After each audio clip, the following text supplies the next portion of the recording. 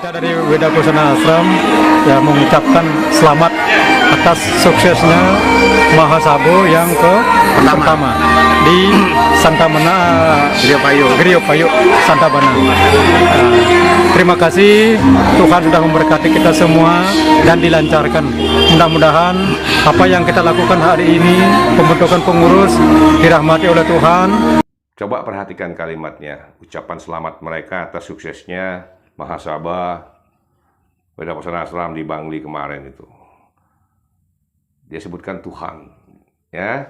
Satu pun tidak menyebutkan Ide Sang Hyang Widiwasa.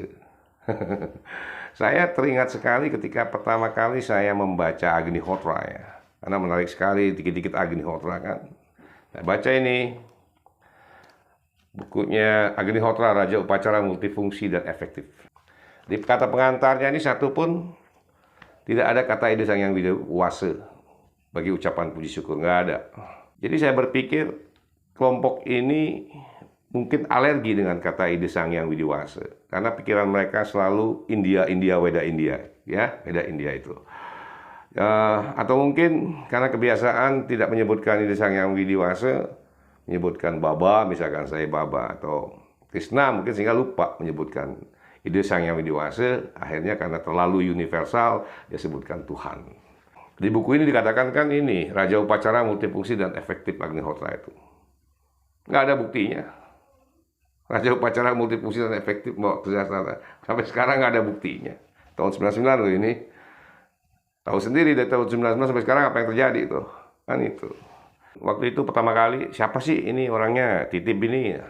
Oh, saya dengar dari teman katanya ahli Weda. Kaget saya. Ahli Weda. Soalnya apa? Buat saya itu Sang Hyang Weda itu maha luas. Bagaimana mungkin ada manusia ahli Weda? Kaget juga, termasuk kaget juga saya ini. Yang tidak ambil pusing dengan setiap orang yang memiliki pandangan tertentu terhadap keberadaan Weda Posana Ashram.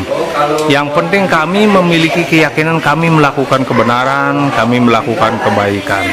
Jadi kami bukan orang-orang preman, jadi kami bukan orang-orang kumpulan orang-orang yang jahat atau perusak, tidak. Mereka mengatakan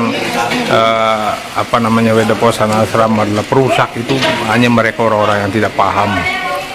Orang-orang tidak mengerti tentang Weda, orang mengerti aja tidak paham tidak tentang Weda Posana Ashram sudah mengatakan sesuatu yang buruk terhadap Weda Posana Ashram. Sastra menyatakan sastra putam Weda datam, mana putam sama caret. Pahami sastra dulu baru berbicara. Justru orang-orang yang paham akan mengetahui perusakan yang dilakukan oleh Weda Posana Ashram. Bagaimana mungkin tidak merusak jika berasal dari pergaris perguruan yang berbeda? Sudah itu yajnya yang berbeda, mantra yang berbeda, tanpa konstruksi yang jelas. Dikatakan tidak merusak. Perangkat keselingahnya memakai perangkat yang sama.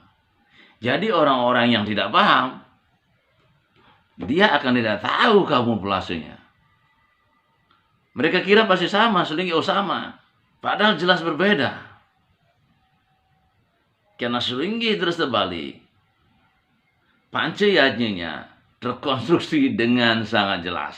Link antara mantra, aksara, yantra, banten atau wali, yaitu mandala atau pura atau ruangnya, serta wariganya atau waktunya. Jadi semuanya adalah satu kesatuan yang tak terpisahkan. Jadi jangan coba-coba mengatakan terus terbalik jika Anda memakai pedoman seperti ini yang jelas-jelas berbeda. Perguruan yang berbeda. Saya justru sarankan Bapak ini agar belajar sastra lebih banyak lagi. Jangan ngomong sastra aja ya. Ngomong sastra tapi nggak ngerti gitu ya. Jadi kalau memang Tamal Sulam berarti tidak percaya dengan para wiku dan wikan, resi empu yang datang di sini ke Bali yang sudah merekonstruksi itu. Sehingga tanah Bali ini terjaga metaksu. Ribuan tahun loh. Nah itu kalian rubah. Berarti Anda lebih hebat daripada wiku dan wikan. Semua para resi empu kan semua di sini moksa. Jadi bagaimana mungkin kalau memang salah ritual kita dari dulu tidak sesuai Weda, tidak mungkin mereka orang-orang suci itu moksa di Bali.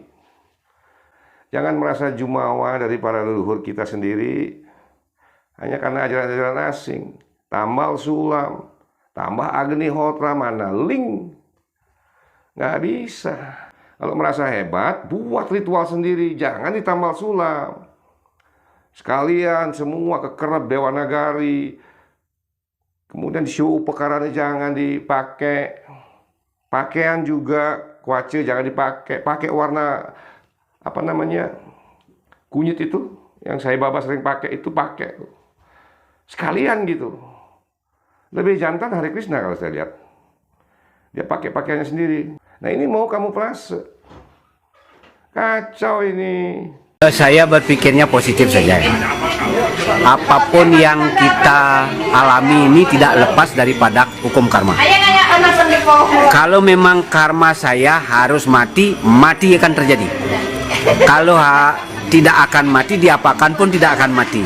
Begitu juga kalau kita diomongkan negatif, kalau kita kenyataannya tidak negatif, malah kita akan terpromosikan itu oleh beliau-beliau itu yang mengatakan negatif, karena masyarakat akan menilai. Jadi kita di Wedaposana Ashram tidak perlu menutupi diri, ya. Kita biarkan orang-orang tahu bahwa kita itu melakukan hal yang terbaik untuk diri kita masing-masing anggota itu. Dan kita tidak merugikan siapapun, itu merupakan statement atau slogan kita, ya. Kita boleh melakukan apapun yang kita lakukan yang kita tidak merugikan diri sendiri dan siapapun. Biarkan Tuhan akan menilai, dan Tuhan sedang menguji kita dengan permainan beliau. Saya kira itu. Nah, kalau Bapak ini saya tahu nih kayaknya nih. Saya pernah bertemu dia ini di Bangli, kayak di desa Metro kayak kalau nggak salah. Jadi pada waktu itu saya kesana bertiga atas undangan temen untuk memberikan pemahaman tentang ahimsa dan vegetarian pada waktu itu. Jadi Bapak ini salah satunya kayaknya. Ada 5 berpakaian pendeta pada waktu itu, dan ada juga anak-anak ya. Kemudian ada dari Mandala Suci juga banyak di situ. Nah, pada waktu itu saya terangkan tentang ahimsa, kemudian tentang vegetarian sesuai Weda, ya, sesuai teks. Dan juga saya berikan analogi tentang makan daging ya. Karena pada waktu itu ingat sekali saya, kalau binatang yang karnivora pasti giginya ada taring. Kalau herbivora pasti nggak ada taring. Nah kalau manusia ada yang rata, ada yang taring. Jadi bisa makan daging, bisa makan apa namanya tumbuh-tumbuhan vegetarian. Nah kenapa Tuhan izinkan seperti itu kok kita vegetarian, kan gitu. Masalahnya mau vegetarian silakan, mau ini jangan menjelekkan, merendahkan yang mau makan daging. Kan itu masalahnya. Nah, mereka ketawa semua di situ tuh. Nah, satunya Bapak ini. Nah, kemudian lagi saya bahas soal karma. Soal karma ya bener Pak. Kalau memang udah waktunya mati, mati. Cuman karmanya sekarang adalah apa namanya merasa benar ya.